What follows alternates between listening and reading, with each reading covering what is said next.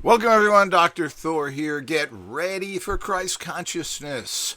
Now, it's very interesting in my recent researches on Lieutenant Colonel Michael Aquino and his interesting connections and his basically being blamed for everything that goes on out there, and the real criminals apparently getting away with things.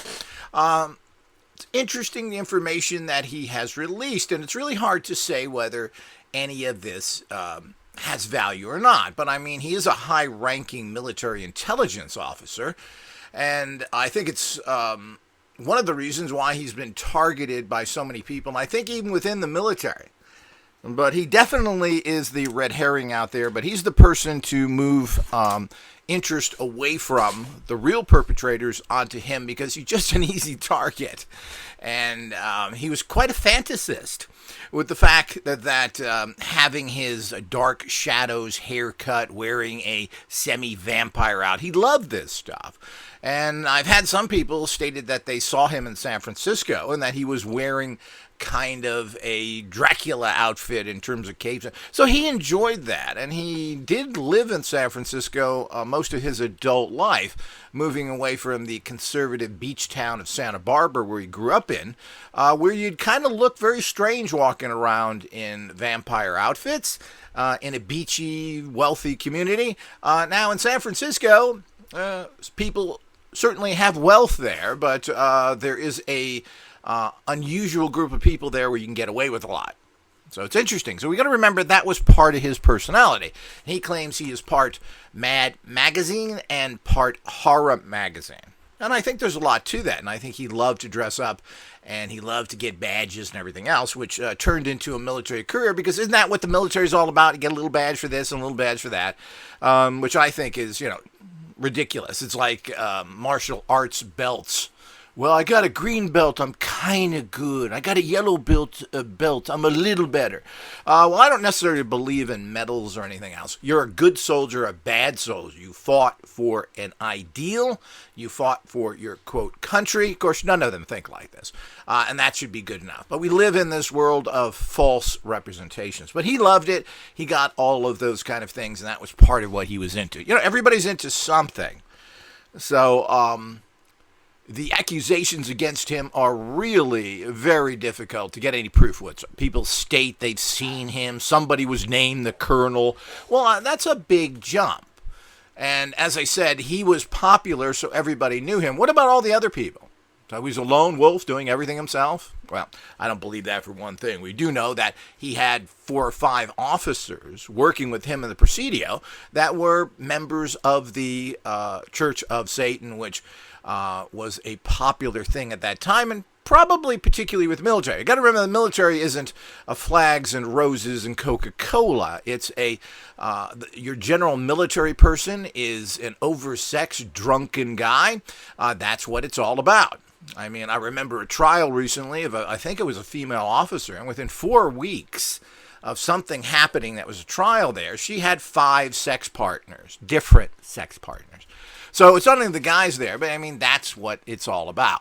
As soon as the U.S. military was taken away from military regulations, meaning you were out of the semi-control of the military, it seems like you can do an awful lot there. There's gangs in the military. They smuggle dope and guns and drugs. I mean, it goes on and on, the kind of corruption within the military. But they want to think that they're under some rules. Well, to a degree they are, because they can get caught. When they joined Blackwater, your top special forces, Green Berets, SEALs, etc., acted like they usually want to act like. They raped and murdered, having rape rallies where they kidnapped children to old women, and then for 2 days would rape them one after another. God, country, honor. So let's remember what we're dealing with here, and it's not any better anywhere else. So if people can work at these levels, they will. Now people don't care. They don't see much of a future. You can't make as much money as you need to make. And if you've got to make money, it means that you've got to be as corrupt and as rotten as possible. I mean, that's the world we live in. The so-called dream of making it, or some sort of semi-middle or low-middle class, well, this is all gone. Rents have now doubled. I don't know how anybody can afford to live to begin with. Nobody cares whether you're on the street and the robber barons steal every penny from your pocket. So what does that mean?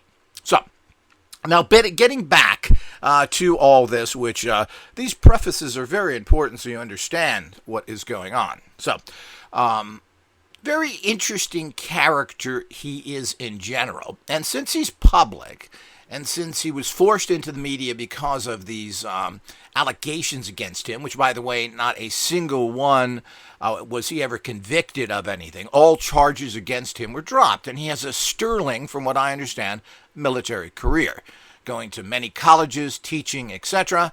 If you're a person who believes in, quote, your country and the institutions and everything else, this guy is an American hero. Now, the fact that he's been blamed or accused of other things is nothing to me. People have been executed by the thousands in this country on false charges. And we're talking about people who are on death row. And it finds out they had nothing to do with that. Our prisons have at least 30 to 40% of the people in there are not guilty of what they did. So we have to understand that this is an interesting way. So, but who are you going to get information from? From any organization that is going to be something a little different that you can kind of look at and go, that's interesting. Well, you're not going to get it from the five-star general who is all part of the system and is going to support his paycheck, his children, his retirement. Well, that's how you hold people. They are basically owned. If they're not owned because there's something on them, meaning that they have some blackmail against them, which seems to be the way things operate, they call it being compromised. Now, the point is that if that is not the case, they are compromised by their paycheck and wanting to survive at a high level of income and take care of their kiddies to grow up in a false world, basically waving a dirty, filthy flag which has nothing attached to it but evil, which is every country, by the way. So, there's no difference anywhere else in the world, no matter where you go. Highly corrupt countries like Norway and Germany and all these places are highly corrupt, run by organized crime. So it's about time people wake up at that. Sweden, all of Scandinavia, people somehow think are better because of their social systems, are not. So it's just as simple as that. And anybody who knows anything about these countries will be able to tell you that. So it's not just here. But who's going to tell you information? The guy at the top, the spokesman, the official press person for whomever, or particularly the military? Well, I'm amazed how many people shoot their mouth off in so many places. But if you're stating something publicly, it's because they want you to. And, of course, there's usually some discrediting with it. So this goes to people like recently has come up Bob Lazar. Now, he's got a weird background. He was living in Nevada, and he was pimping at one time. So he claims he went to colleges that he can't really verify, like MIT, and then he talks about a teacher that he had at Pierce College, which is a junior college in the San Fernando Valley of Los Angeles. Well, this is what makes you wonder about this guy. On the other hand, apparently he walked through Los Alamos. And how did he get back on into that company and everything else? And the people there knew him. He walked around. He knew all the buildings like he worked there. And that he claimed that he did. So, and how is he? You can't go back to a company you used to work with. So I don't understand how that works. Well, you can if you're allowed to do it. And they want to. So they want people to give out information who they can criticize. Oh, that guy. What, that pimp? That guy went to Pierce College? So this is what happens. So you're going to, and this is how the disinformation system works. I'm going to have a tiny lecture on that fairly soon. But who is going to? Now, throughout his personal books to some degree, and of course, the his many interviews, and he was on quite a few interviews that most people probably have never heard because they're on. You really have to look up his interviews on YouTube and search them down and go through several things to find them. He's several people, so he generally was not interviewed, even though there was a few major interviews that he did as well by more popular people. The movie producer Stone's son, who has a little media channel, he interviewed him. for whatever reasons. Of course, he has no background in this, knows nothing or anything else. So, if you don't understand what's going on, you really can't ask the important questions.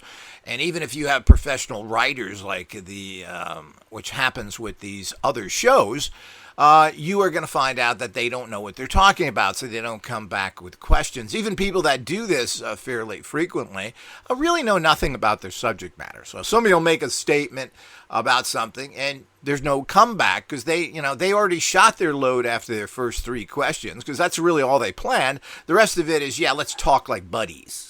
Well, I don't know what that's about, but certainly that doesn't work. You need to know the subject matter, and one question should trigger another, but, people are pretty vacuous. Well, I already know the answers to all this, so I'm just getting this guy to confirm what I've already told you type of nonsense. So when we have all these things, and this is part of it, you never get good interviews.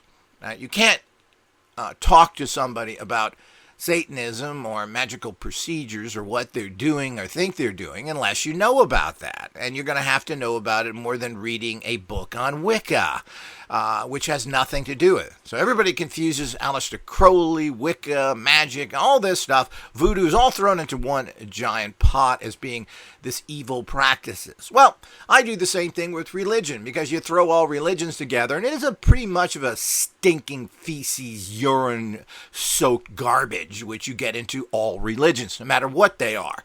And it doesn't matter where they come from, including everybody's beloved Buddhism. So the whole idea is, while some things are a little better here, they're bad there.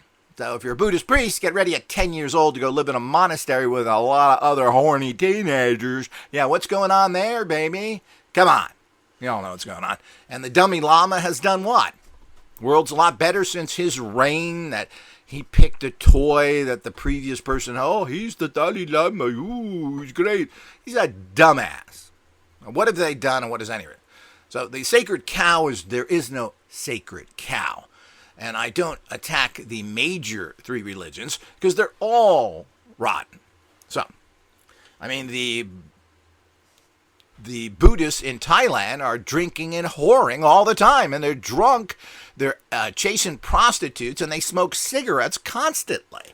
I was always amazed by seeing, particularly in Thailand, when you see photographs of these monks walking around the streets, etc., smoking a butt and looking at butts. So the whole idea is that that's the reality of it. So you're dealing with mankind, you're in trouble.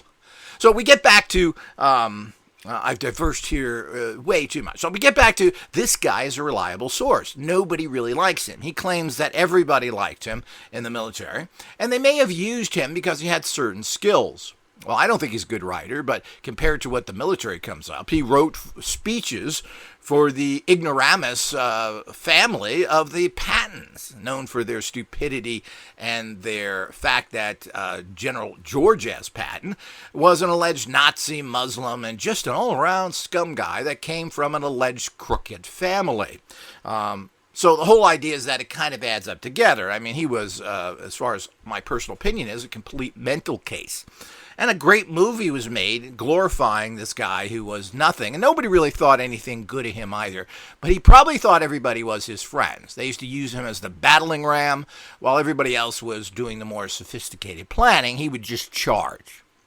So the whole idea is that these things has to be understood. So we have Michael Aquino, which is in a weird area of the military anyway. I'm not sure how many people think PSY-OP, psychological operations, has much value at all. I'm not sure people care about it.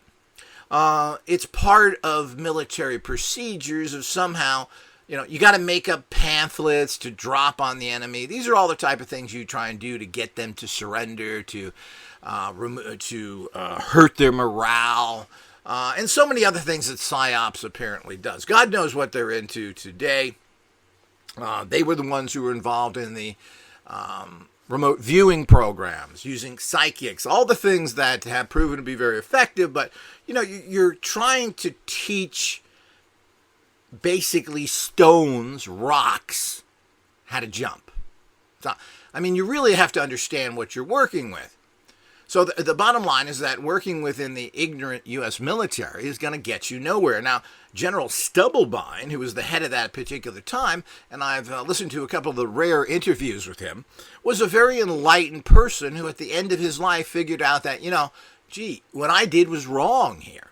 I was stupid to follow through these corrupt, horrible things. So you have to give that man credit, and he was a good military man and a good general.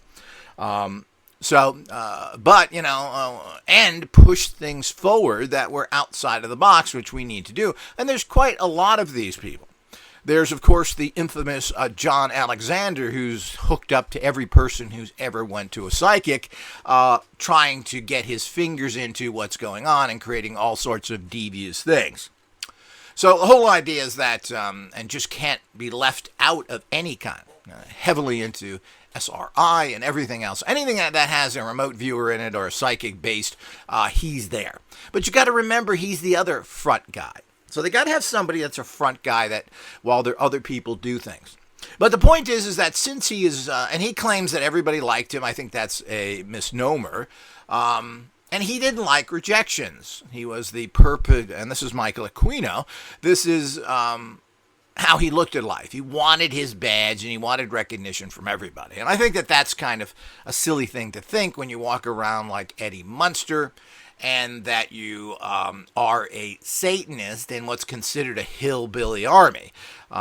You've got a lot of the number one state, the most corrupt state in the Union, and probably some of the most corrupt places in the world, all come from Texas. And it's the same thing with a lot of Southerners, which are all these religious nut jobs.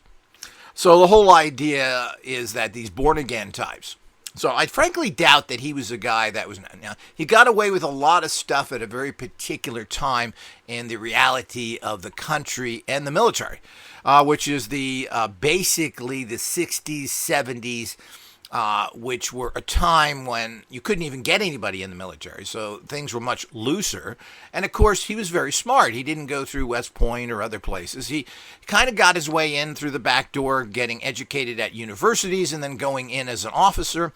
And then, of course, he wasn't only stationed there in San Francisco, but there was a place where he could get, obviously, he could go off base and party at the Church of Satan.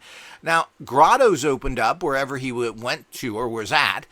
He met his wives through their grottos, that they had active groups going.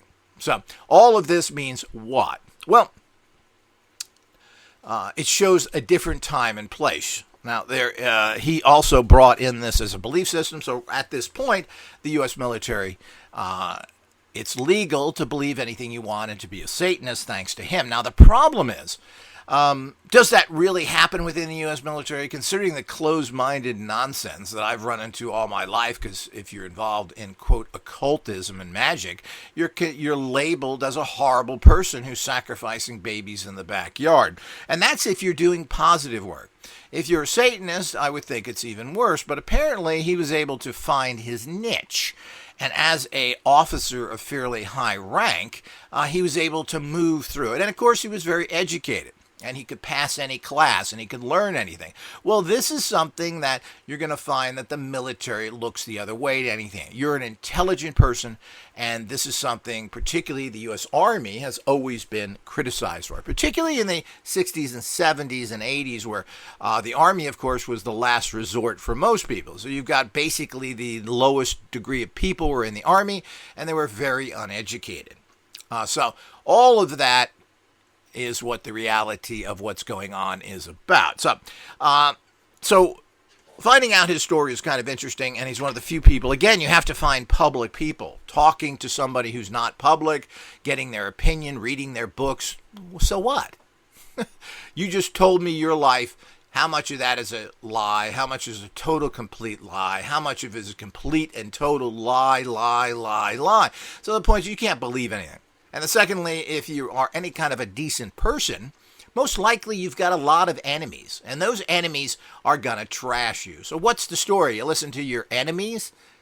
I had a person who I work with who thought he would listen to enemies about what was going on instead of doing his job and making sure that he worked with people. So, people believe what is told them with no facts whatsoever. What is the story of that? So this is what happens in all of life. But here we go again with this kind of strange prophet.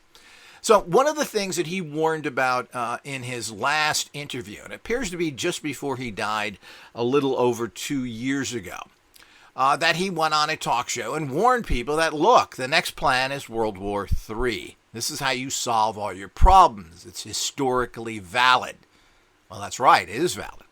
What brought everybody out of the Great Depression was a war.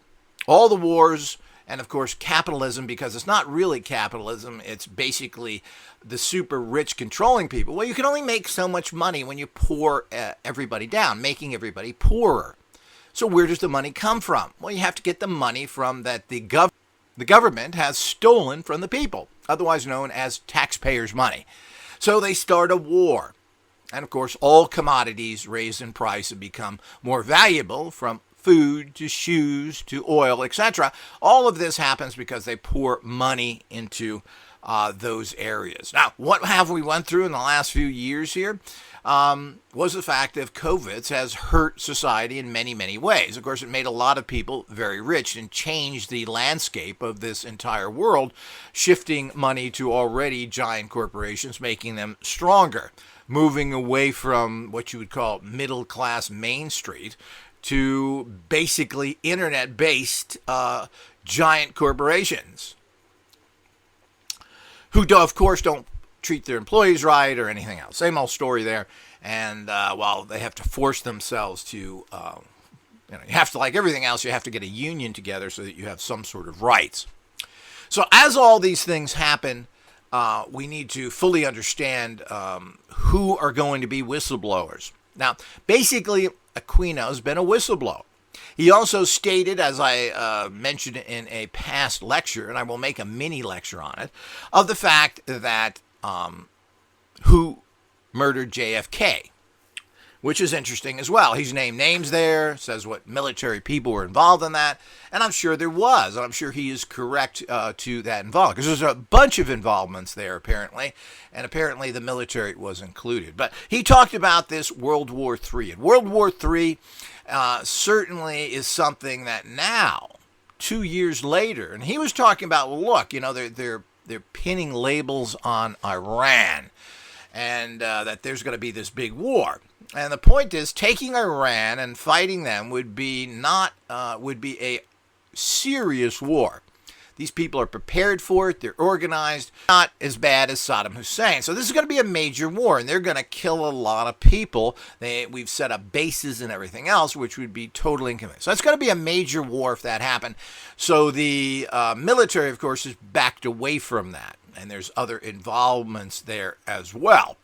So where is it that started now? And this has been planned. There's nothing new about the invasion of the Ukraine in any way whatsoever. First of all, the Soviet Union, or Russia, has been involved with border skirmishes with Ukraine for over 20 years.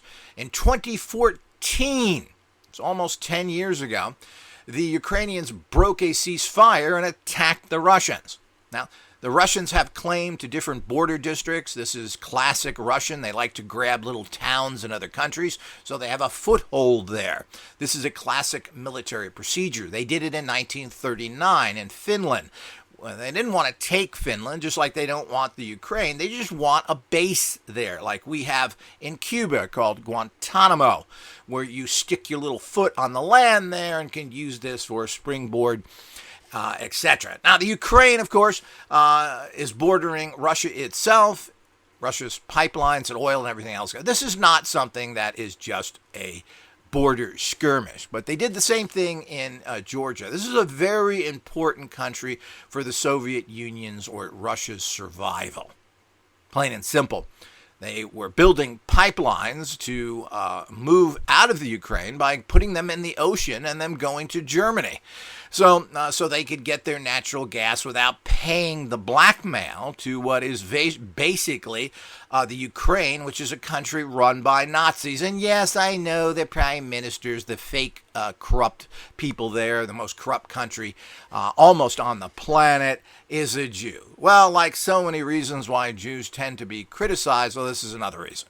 The people who run that country and the great division of military that say how much they love killing people, and stated this on the news, the Adolf Hitler division. And they run everything, and everybody there is their little weasel. So we just give $50 billion to Nazis.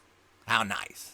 So, but this is an old story with the United States and their weak-knee, bend-over ass licking, as they do today with every place. The Japanese, the Germans are nothing but the tools, are these tools that use the Americans in every possible way they can. You can't even buy your goods in these countries. So none of that. And all the Americans do is ass lick and then pay billions in military for what? Well, this is all part of the bigger political problem we have with the situations that never ended. World War II is a waste of time, but World War II is won by the Russians, who had 75% of German casualties were inflicted by the Russians. Certainly none of the other people did much of anything.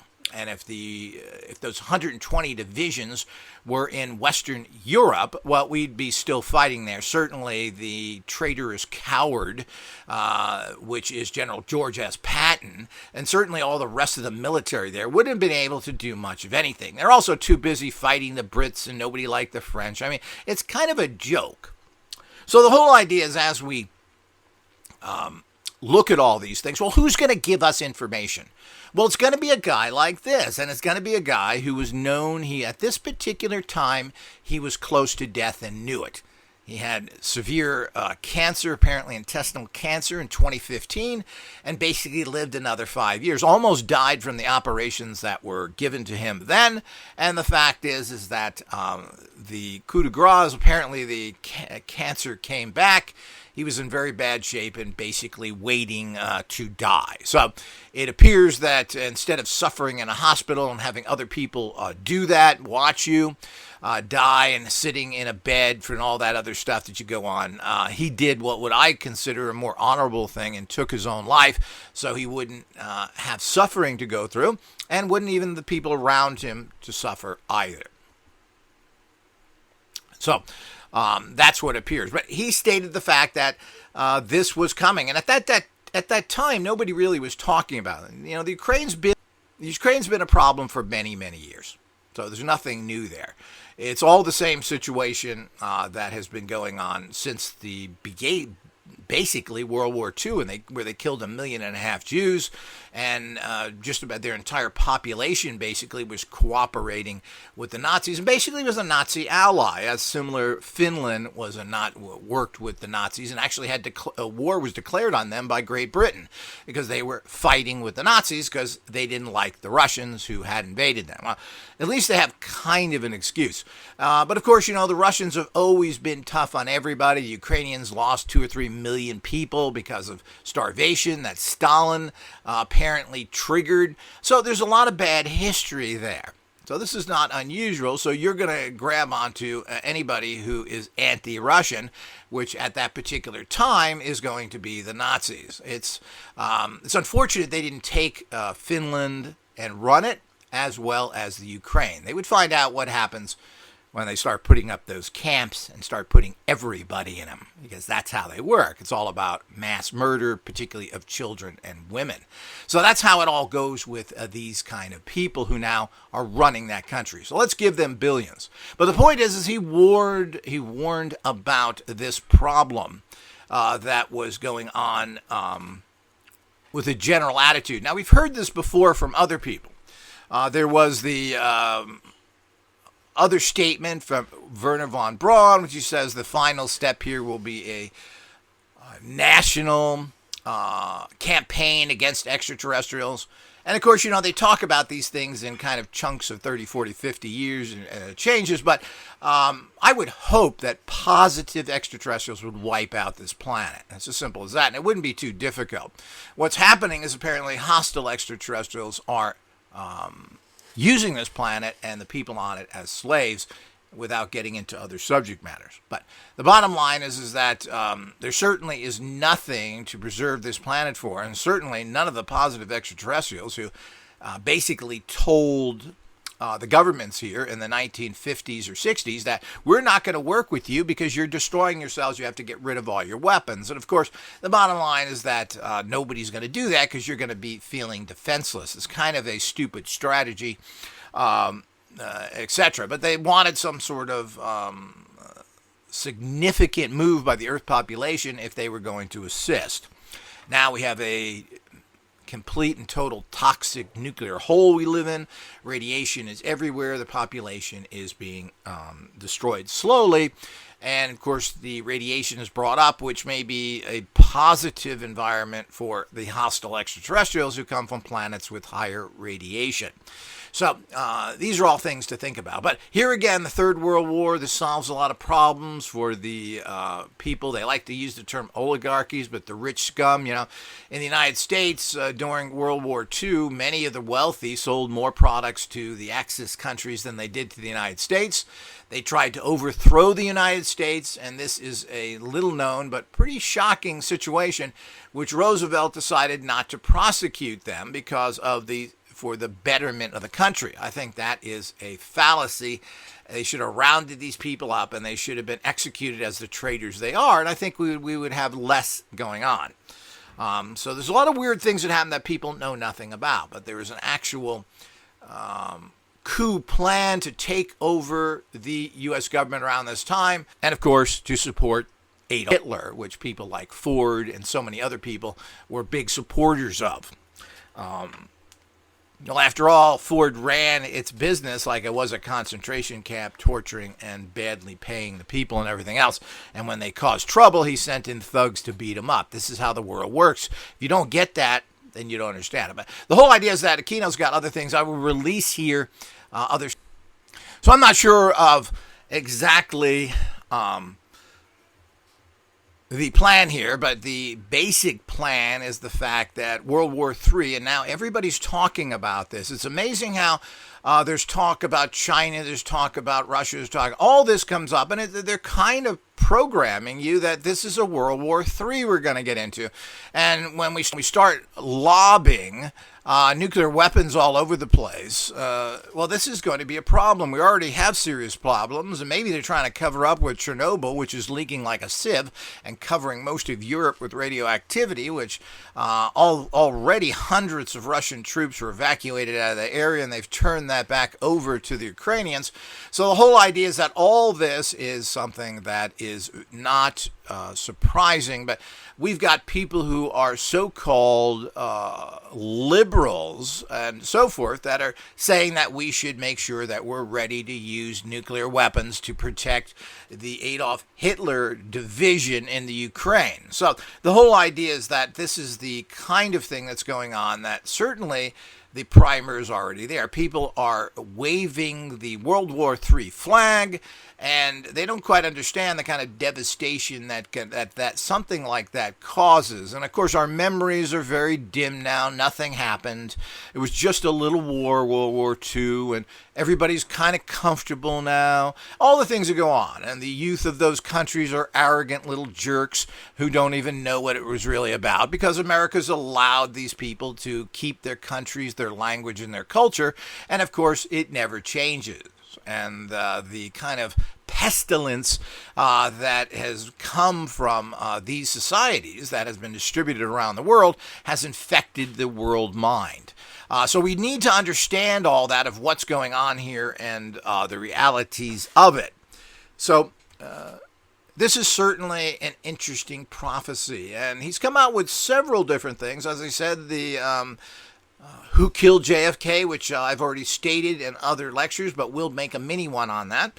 And he's talked about other things out there as well in terms of what are certain plans out there. He has this whole little belief system on extraterrestrials and UFOs and advanced science, which I've talked about a wee bit as well. But I'm going to break all this down into their own little lectures as time goes on. So Prophecies, well, it seems to be true in this area. The banging of the sabers, not just for war, which has been going on since the beginning of time. And certainly there's been wars since World War II every year consistently somewhere. We have wars going on constantly. And certainly the United States has been in wars now for 25 or 30 years in the Middle East. Now it's time to move somewhere else and cause more trouble there, because apparently it didn't get the results they wanted. They got out all the non-World Bank people, Saddam Hussein, Libya. Well, these are all people that didn't want to use the World Bank, and of course now they don't exist at all. So once apparently that has been burnt up, they've murdered millions of Middle Eastern people, and nobody really cares. And now they're moving on to somewhere else so they can heat up Europe, which basically has no economy, is going nowhere, and just about every EU country has a terrible economy, and it's basically a bunch of lies and stupidity of what's actually going on there. And even with a war going on, the euro is still worth more than the U.S. dollar, which is kind of interesting. Well, it's a small amount now. It's usually about 20% more is what the U.S. dollar is worth. The euro is worth 20% more than the U.S. dollar as a general rule. So we all have to understand what's going on here, and now it's going to be in this area as well. And certainly looks like the scenario's coming true. And it's amazing how all these peaceniks are out there who want to help the common man, but he thinks that going into World War III and killing a whole bunch of people is going to solve some sort of problem. And that's some sort of honorable, good thing to do. We have, this is a serious problem that we really have to wonder where people's heads are at. People like Sean Penn, who's out there banging the drum, which of course he certainly isn't doing much for homeless and medical care, all the things we need within the United States, but he's in Haiti, he's building houses there, he's got things going all over the place, but now he pushed his way into the Ukraine, wherever there's a camera basically. It seems to be some sort of ego trip with him. He certainly isn't making progress on the very important things that need to be done in this country, which nobody's doing anything about. Housing, medical care are critical in the United States, and we don't have any of this. And we are destroying our society, and everyone now is a slave, not by some chip in their head or some cop on the corner. You're enslaved because everything is so expensive. You have to do whatever it takes to get by, making an entire population a bunch of slaves. So you enslave a person with guns or with debt, as it's always been said of countries. A country can be taken by arms or it can be taken by debt. And of course, arms is dirty, debt is clean. It's as simple as that. So that's the way it goes if you want to call that clean. So this is not a joke, people. This is what's going on. Wake up, understand, watch all those people who are rattling they're pushing the button of the nuclear missiles to move them out of their silos. Now they're out of their silos and ready for the big push of the button, something that everybody used to scream about, and you're going to do that over nothing, over a disputed piece of land, which the United States does all the time from Grenada, and goes into the Middle East and invades one country after another based on nothing. So that's okay. And murders millions of Muslims. That's okay. But when we come to the Ukraine, everybody's screaming that this has to be turned into World War III to protect whom? To a disputed that the Ukraine was part of the Soviet Union for 70 years. What are we talking about here? The Baltic has always been seen as property of the United States, as we kind of see Canada as kind of our property to a large degree. Not only are we so intermixed, but they are a friendly country. If we had non-friendlies there, you can guarantee that we would have invaded them, put in puppet governments, all the things that Russia has done to protect itself. Without the Ukraine, Russia is nothing. They can't get their oil anywhere, and they're working hard to find other ways, but they want to secure pipelines and they want to secure that their oil, which sustains that entire country, they have nothing else. Absolutely nothing else. What do you think vodka generates in their gross natural product? Not much. So the whole idea is that all of it is based on oil, and that's what it's about. So wake up to all of this. World War III could happen at any time because of the way people are looking at this. And that means trillions and trillions of dollars go to the super rich to make them super rich.